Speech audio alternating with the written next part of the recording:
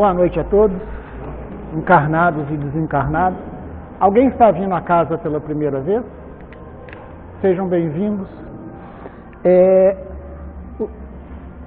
Os ensinamentos que eu vou falar hoje são baseados no Evangelho segundo o Espiritismo. Por que o Evangelho segundo o Espiritismo? Porque nós estamos na doutrina espírita. Então nós seguimos os ensinamentos da doutrina espírita. Qual que é a diferença do Evangelho segundo o Espiritismo para o Evangelho da Igreja Católica, do Evangelho de outra igreja? É que no Evangelho segundo o Espiritismo existem comentários dos Espíritos a respeito dos capítulos, mas o conteúdo é o mesmo dos outros evangelhos, tanto da Igreja Católica como de qualquer outra igreja que segue Cristo. O tema que a casa me passou é Bem-aventurado os aflitos. Eu vou falar sobre as causas atuais das aflições e as causas anteriores das aflições. Então, para que a gente possa entender um pouco, eu vou começar falando das causas anteriores das aflições. Por que das causas anteriores das aflições? Porque fica mais fácil para a segunda etapa, que são as causas atuais. Na doutrina espírita, a gente aprende, assim como nas outras religiões, que Deus é bom, justo e misericordioso. Se Deus é bom, justo e misericordioso, a justiça divina ela tem que ser igual para todo mundo. Ela não pode ser diferente. Ou seja, não pode ter dois pesos e duas medidas. E dentro da doutrina espírita, nós aprendemos que nós somos espíritos, que nós somos imortais, que nós somos espíritos em evolução. Aprendemos que um dia nós seremos perfeitos igual a Jesus. Quando a gente consegue entender essa questão da imortalidade da alma, da imortalidade do espírito, a gente consegue entender melhor a questão da justiça divina. E a gente consegue compreender por que algumas pessoas nascem com umas dificuldades e outras pessoas não. Um exemplo, uma criança que nasce com paralisia cerebral. Seria muito prático a gente falar que a hora que ela desencarnar, a hora que ela morrer, ela vai para o reino dos céus. E uma pessoa que nasce normal também vai. Mas a diferença de sofrimento de uma pessoa e de outra é muito grande. Vamos dizer que ir para o céu, a nossa vida fosse uma passagem. Então a gente ia ter passagens para o mesmo destino com preços diferentes. Se a gente acredita numa justiça divina, a gente tem que acreditar que a passagem ela tem que ter o mesmo peso para todo mundo. Ela tem que ser igual. A justiça é igual para todo mundo. Porque a lei divina ela é igual em qualquer lugar do universo. É uma lei imutável. Tanto é que Jesus, quando esteve na Terra, ele não quebrou nenhuma lei divina. Em momento nenhum, ele quebrou as leis divinas. Ele falava que ele era o caminho, a verdade e a vida, e que ninguém ia ao Pai senão por ele. E ele falava também que tudo que ele fazia pelo Pai, que se fosse por ele, que nada sairia. Então, isso é uma prova da lei divina, da justiça divina. Ele não está acima de Deus. Ele foi o intermediário, porque ele é um espírito em evolução. Qual que é a nossa diferença para Jesus? É que Jesus já está milhões de anos à nossa frente, de evolução. Então, quando uma pessoa nasce com algum problema, e esse problema impede que ela possa ganhar a vida pelos meios próprios, muita gente fala assim, mas o que eu fiz? Os pais falam, o que eu fiz para merecer isso? Se a gente for olhar aos olhos da nossa vida atual na Terra, da nossa encarnação, a gente não consegue achar a resposta. Mas se a gente entender que nós somos seres em evolução, que nós estamos aqui para resgatarmos erros do passado, nós começamos a compreender por que algumas coisas acontecem com a gente e não acontecem com outras pessoas. Então, os erros anteriores são aqueles erros que não dependem da gente. Felizmente, a maior parte dos erros que nós cometemos nessa encarnação não são erros de causas anteriores. São erros que nós causamos para nós mesmos nesta encarnação. Porque, se nós formos considerar, nós somos saudáveis, nós conseguimos raciocinar, nós conseguimos trabalhar, nós conseguimos comunicar com as pessoas, nós relacionamos em sociedade. Então, nós não estamos trazendo esses erros que nos impedem de fazer isso. Quando a pessoa vem com um erro que impede, ela está resgatando alguma coisa que ela fez. Não quer dizer que todo cadeirante que eu vou ver na rua, ele está pagando por alguma coisa da encarnação passada. Às vezes é um erro que ele cometeu nessa encarnação. Exemplo, a pessoa vai mergulhar numa cachoeira, num lugar perigoso, bate a cabeça e fica paralítica. Isso aí, ela não trouxe lá de trás. Foi um erro que ela cometeu nessa encarnação. E a maior parte dos problemas nossos estão relacionados a problemas desta encarnação. Porque nós viemos aqui com o objetivo principal de aprender a amar. Só que nós vivemos numa sociedade que é capitalista. Ela é consumista. As pessoas casam por interesse. Elas não casam por afinidade. A maioria das pessoas casam por interesse.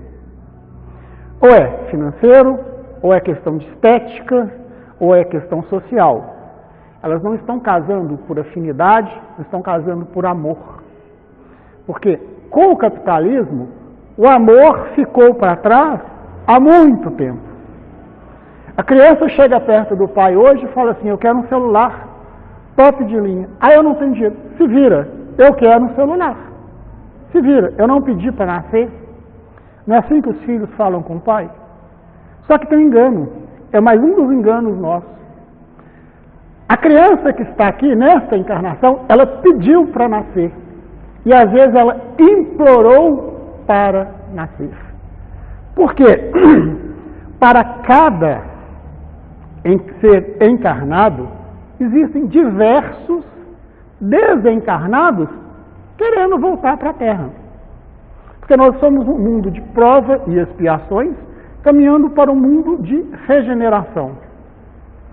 Ou seja, dentro do universo, nós somos um planeta que está numa situação relativamente boa. Ela não está numa situação ótima, mas ela está numa situação relativamente boa, considerando que existem planetas habitados que estão em condições inferiores. Para isso ficar um pouco mais claro, vamos fazer um comparativo com a nossa evolução na face da Terra. Lá nos primórdios nossos, nós éramos animais. Nós vivíamos sozinhos, dependíamos do nosso esforço, tínhamos que matar N leões e N hienas por dia para sobreviver.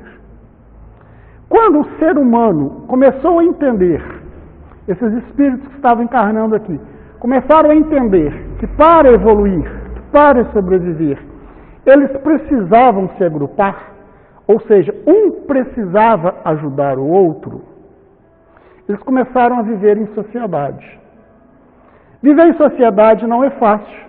Eu tenho os meus defeitos, ela tem os defeitos dela, ele tem os defeitos, eles têm os defeitos. E para a gente viver em sociedade, a gente precisa aprender a suportar, a tolerar o defeito do outro. Um ajuda o outro com seus defeitos. Só que, em termos evolutivos, o ganho de tolerar o defeito do outro era maior do que eu ficar sozinho no meio dos meus inimigos. Isso permitiu que o homem saísse das árvores e pudesse viver na terra, constituir sociedade, constituir família. Os casamentos antigamente, eles eram feitos por interesse. Era o pai que arrumava o casamento do filho. Não era o filho que escolhia com quem ia casar. Não é isso, seu João? Não eram os pais que arrumavam o casamento? Hoje, não são os pais que arrumam os nossos casamentos. Somos nós que arrumamos os nossos casamentos. Mas, nós esquecemos do mandamento maior, amar ao próximo. Então, nós casamos pelos interesses que nós temos. Poucas as pessoas fogem a essa regra. Então, quando a pessoa casa por interesse, o primeiro, logo no início, é tudo festa, é tudo uma maravilha. Só que daí a pouco começam os problemas. Porque uma coisa pequenininha vai somando com outra pequenininha, daí a pouco o copo entorna. Aí o casamento ele já passa a não ser uma coisa saudável. Porque uma união que era para promover o crescimento de duas pessoas, passa a promover a destruição de dois indivíduos. Ou mais, porque às vezes tem os filhos envolvidos. Então esse é um erro que nós cometemos nessa encarnação nossa. As pessoas hoje, se a gente começar a reparar os jovens, nessa era do WhatsApp, elas praticamente conversam por telefone. Eu conheço famílias que os filhos conversam com o pai pelo WhatsApp, dentro de casa. Eles não assentam na mesma mesa. Esse é um outro exemplo. Um outro exemplo, antigamente, as famílias rezavam unidas. Era toda a refeição, os pais obrigavam os filhos a rezar. Hoje em dia, quantas famílias rezam? Ou quantas famílias rezam unidas? Fazem as refeições unidas. Cada um faz uma refeição num quarto. As famílias estão se separando, elas estão desmanchando. Existe um filósofo, eu não lembro o nome dele, mas ele fala o seguinte: as sociedades crescem e elas cometem um suicídio evolutivo. Porque a hora que as pessoas param de pensar nelas, que param de pensar no próximo, e começam a centrar somente nelas, tudo nelas, a sociedade começa a ruir. E o Estado acaba deixando de existir. Porque a força de coesão desse Estado não existe mais. Porque as pessoas não conseguem se ver como nação, elas conseguem se ver como elas. O problema é meu e eu não quero nem saber dos outros. Se o prédio ali está pegando fogo, não me interessa. O que interessa é que o meu celular não está pegando a internet. Então, nós temos que começar a rever esses conceitos. Começar a rever para qual sociedade nós queremos caminhar. Por quê? São problemas que nós estamos causando para nós mesmos. Então isso é um problema atual. Hoje, se você virar para as pessoas e perguntar, para grande parte das pessoas, o que elas conseguem vislumbrar na vida dela daqui a 2, 3 anos? E se você perguntar para um jovem o que ele pensa da vida dele daqui a 2, 3 anos, vão falar que eles veem um vazio. Que eles não conseguem se ver. Ou ver a família daqui a 2, 3 anos. Eu conheço pessoas que, se você colocá-las em frente ao espelho e perguntar o que elas estão vendo, elas vão falar assim: nada. não vejo nada. Não consigo, elas sequer conseguem se ver diante de um espelho. E aí você vai pesquisar o que está faltando, é uma coisa muito simples, que em algum momento da nossa vida deixou de existir, que é a religião, que é a fé. Fé é muito diferente de acreditar em Deus. Acreditar em Deus, todo mundo acredita. Tanto é que na hora do desespero a pessoa fala, meu Deus, me ajuda. Isso a gente acredita. Agora, o que é ter fé em Deus? Ter fé em Deus é ele falar com você assim, pula no buraco escuro e você pular sabendo que você vai estar sendo amparado. Isso falta para a maioria das pessoas. Falta a fé. São Francisco de Assis fala, tem uma história da vida dele que é muito interessante. Ele estava caminhando com um discípulo, era um inverno rigoroso, e ele bate na porta de um mosteiro. E aí o frade pergunta, quem é? Aí ele fala, Francisco de Assis. Aí o frei olha para ele e fala, que Francisco de Assis que nada, você acha que ele ia vir aqui, fecha a porta e não deixa ele entrar. Aí o rapaz que estava com ele fala assim, desata a chorar, e São Francisco começa a pular, começa a cantar, começa a rezar, e aí ele olha para o rapaz chorando e fala, o que foi?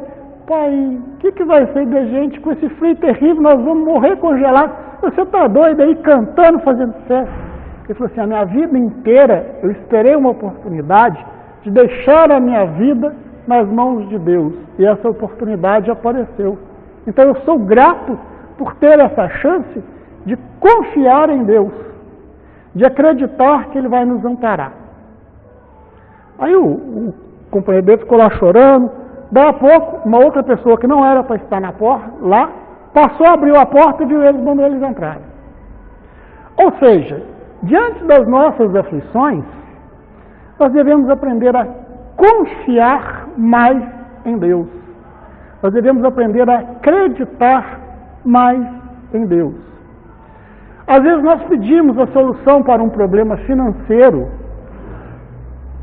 e a solução aparece, mas nós não confiamos em Deus. E nós fechamos a porta. Às vezes a solução não é a solução que nós queremos. Na maioria das vezes, quando nós pedimos a Deus alguma coisa, nós somos atendidos. Mas, como nós queremos o que nós achamos que é melhor para a gente, nós não recebemos. Um pai, quando coloca um filho numa escola, ele sempre procura a melhor escola para o filho. Ele sempre procura a melhor escola que ele pode bancar aquele filho. Ele sempre procura a melhor educação para aquele filho. Isso estou falando de um pai encarnado, que somos nós. E agora vamos pensar em Deus, que é um pai de infinita bondade. Você acha que se nós que somos encarnados não desamparamos o nosso filho, Deus vai nos desamparar? Não. Mas nós temos que aprender que nem sempre o que nós queremos é o melhor para a gente. Eu conheço uma história que é muito interessante. O filho queria uma moto. E o pai não queria dar a moto para o filho de jeito nenhum. O filho foi, ajuntou dinheiro, comprou a moto. A primeira vez, depois que o menino tirou a carteira, a primeira vez que ele saiu, ele sofreu um acidente e ficou paraplégico. Aí ele foi questionar que Deus era aquele que ele acreditava, que justiça era aquela, o que ele tinha feito para que aquilo acontecesse. O pai, em momento nenhum, foi a favor da moto, porque o pai sempre falava com ele que se ele ganhasse a moto, que ele não conseguia ver o filho andando. Ele sempre ia, o pai sempre olhava os pais olhavam para o filho e via o filho em cima de uma cama. Aí o filho, a hora que não achou resposta, ele falou que a culpa foi do pai, que o pai rogou a praga. Aí se você for olhar a história, essa pessoa que estava de moto, ela estava alcoolizada. Uma pessoa de moto alcoolizada pode sair coisa que presta. Então, ela colheu o que ela plantou. Isso não foi lá de trás. Não foi algo que ela fez errado. Foi algo que ela fez aqui. E se a gente começar a reparar na nossa vida, sempre que nós afastamos de Deus, sempre que nós afastamos da religião, as coisas começam a ficar mais difíceis para nós. As coisas começam a ficar complicadas. E a doutrina espírita, ela nos ensina que a dor é um lenitivo para a alma. Ela é um corretivo. Ela é um instrumento que Deus usa para nos mostrar que estamos saindo do caminho certo. Agora, nós temos o nosso livre-arbítrio. O pai, ele não interfere numa decisão do filho, assim como Deus não interfere na nossa. Se nós erramos aqui, nós vamos ter a oportunidade na próxima encarnação de corrigir. E, se nós acertamos, fica mais fácil. Porque quando nós erramos, e nós não reconhecemos, às vezes nós não reconhecemos por quê? Por orgulho. Eu conheço pessoas que falam assim, elas sabem que estão no caminho errado, elas falam assim, eu vou quebrar a cara, eu vou cair, vou machucar, mas eu não mudo para não dar o braço a torcer. Eu conheço pessoas, converso com pessoas que são desse tipo.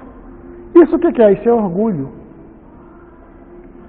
Quando nós sabemos que nós estamos no caminho errado, estamos dispostos a mudar, a nossa vida começa a melhorar. Mas nós temos que ter Deus, nós temos que ter a religião. Mais cedo a gente estava conversando aqui, eu e o André, a gente estava comentando, as pessoas hoje, elas querem tudo imediato, reflexo da era da internet, da tecnologia. As pessoas buscam as igrejas, buscam as religiões nos momentos de aflição. Eu ainda brinquei que é a hora que a água está até aqui, mas a hora que a água chega aqui, a pessoa afasta. Aí os problemas voltam e voltam maiores. Aí a pessoa fala assim, eu fui lá naquela igreja, fui lá naquela casa, não resolveu. Mas a pessoa não esperou o tempo para o problema resolver. Porque nós somos imediatistas. Muitas vezes as pessoas chegam numa casa espírita, numa igreja, e elas querem o milagre. Mas elas esquecem que elas precisam fazer a parte dela. Jesus, quando operava milagres, ele sempre falava, a tua fé te curou. Em momento nenhum, ele falou, eu te curei. Então, para que nós possamos atingir essas mudanças, nós precisamos ter fé.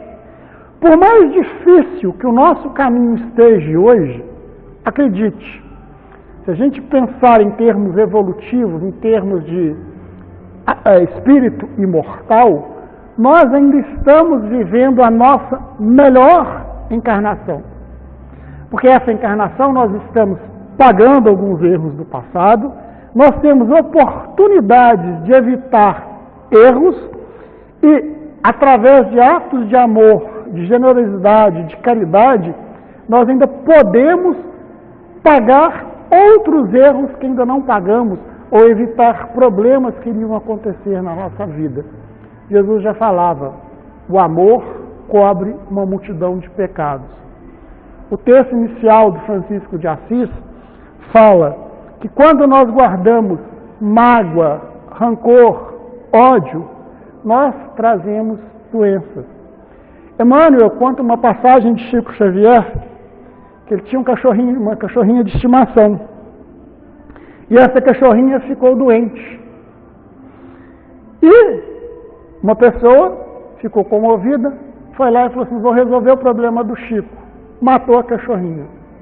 Chico ficou triste, chorou. A hora que ele descobriu quem tinha matado a cachorrinha, ele desenvolveu uma mágoa muito grande. E essa mágoa foi crescendo dentro dele, crescendo, crescendo.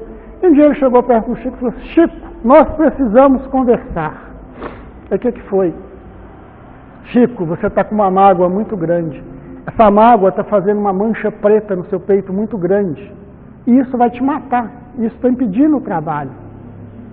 Você precisa resolver isso. Aí Chico falou com ele assim, mas como? Ele falou, você vai até essa pessoa, você vai descobrir o que essa pessoa mais deseja e vai dar de presente para ela. O Chico falou assim, você está doido? Ele matou minha cachorra? Ele falou, Chico, não discuta. Aí o Haroldo fala com a gente o seguinte, no palestra dele, que Chico foi lá olhar a máquina. O cara queria uma máquina de costura.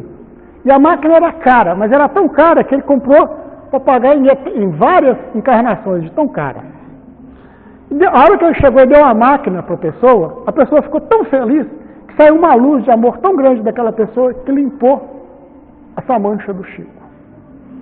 Para quem é da área de saúde, que estudou, sabe que os filósofos antigos, que os primeiros médicos, atribuíam diversas doenças a sintomas, como mágoa, ódio, rancor.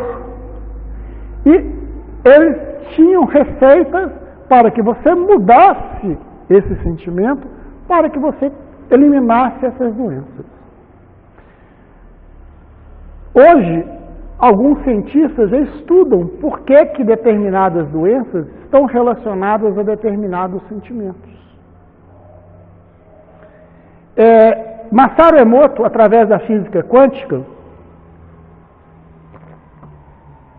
ele faz uma pesquisa que é muito interessante. Ele faz a pesquisa com a molécula de água. Eu não sei se vocês já tiveram a oportunidade de ver. Quem não viu, procure na internet água Masaru Emoto. Ele submete a água, a molécula de água, a oração, a palavras negativas, a voz de Hitler, a músicas clássicas, e ele te mostra que a molécula de água toma formas diferentes. Nós temos 70% aproximadamente de água em nosso corpo. Então, quando nós emanamos um sentimento negativo para outra pessoa, a primeira pessoa prejudicada somos nós. Por quê? A estrutura molecular da água do nosso corpo, ela é totalmente alterada. Essa pesquisa foi replicada no Japão com arroz. Várias escolas do Japão, hoje as crianças fazem para aprender a questão do sentimento. Pegam o arroz, cozinham o arroz sem sal, sem tempero nenhum. Para um pote de arroz, as crianças desejam amor. Para o outro, elas desejam ódio, só coisas ruins. E as crianças começam a ver que o arroz que você desejou coisa ruim, ele apodrece, fica preto, fica todo esquisito e rápido. E o outro, ele estraga, mas ele tem uma aparência melhor do que o outro. E ele demora mais tempo para estragar.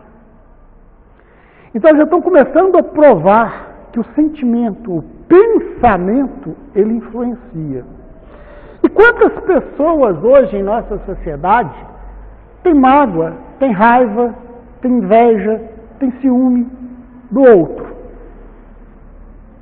Às vezes a pessoa compra um carro novo, a pessoa olha e fala, nossa, mas já está com um carro novo e eu ralando aqui não consigo. Aí eu falo assim, aquele cara está com um carro novo porque roubou. Olha, é melhor a gente cuidar do nosso problema, porque quando a gente emana isso para o outro, nós é que estamos ficando prejudicados. E hoje não é difícil, não. Se a gente pega a internet, se a gente pega um jornal, se a gente vai para frente da televisão, o que a gente está escutando? Roubo, suborno, fulano está sendo preso, pouco tempo não sei quem foi preso com 51 milhões, a gente vai ficando com raiva, a gente vai ficando contaminado. Quando a gente se deixa levar por esses pensamentos, nós estamos causando as nossas aflições. Por quê? O cara que é nervoso, daqui a pouco está morrendo de problema de úlcera. A úlcera vai deixar ele mais nervoso, vai trazer outros problemas de saúde. Então nós temos que aprender a transformar os nossos sentimentos. Nada melhor do que aprender a amar ao próximo. Eu falo com a minha mãe o seguinte, ela chega para falar de política comigo, eu falo assim, olha, isso não me pertence. Ah, fulano roubou, eu falei, não tem nada com isso, não fui eu que roubei. Se ele roubou, o que eu vou fazer? Eu não consigo impedir. Então eu vou cuidar da minha vida, deixa ele cuidar da dele, porque ele vai pagar.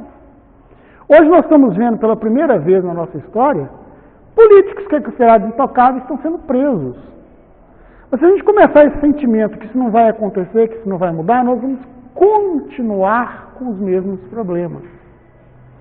Porque a questão do Brasil, quando houve a Revolução Francesa, diversos espíritos que viviam na França vieram para o Brasil e eram espíritos ruins. E eles vieram para o Brasil, que é considerada a pátria do Evangelho, coração do mundo, pátria do Evangelho. Para quê? Para que eles pudessem ter uma oportunidade de melhorar. Por quê?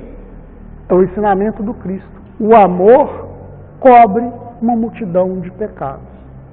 Nós hoje saímos na rua, nós vemos uma pessoa caída, uma pessoa necessitada, nós nem olhamos para aquela pessoa, mas nós não vemos. Por quê? Nós consideramos aquelas pessoas invisíveis. E às vezes, o nosso problema vai ser resolvido a hora que a gente estiver ajudando a pessoa necessitada. Muitas vezes, quando nós ajudamos o próximo, nós recebemos ajuda. Eu lembro 3 anos atrás, quando eu entrei na doutrina espírita, vai fazer dia 23 agora, 3 anos, eu estava passando por uma série de problemas. Um amigo meu chegou perto de mim e falou assim, sabe o que tu está precisando? Eu falei, não sei, fazer a campanha do quilo. No dia eu olhei para ele e falei, cara, você está louco? Você acha que eu vou sair de sol, sábado de manhã, domingo de manhã, vou fazer a campanha do quilo?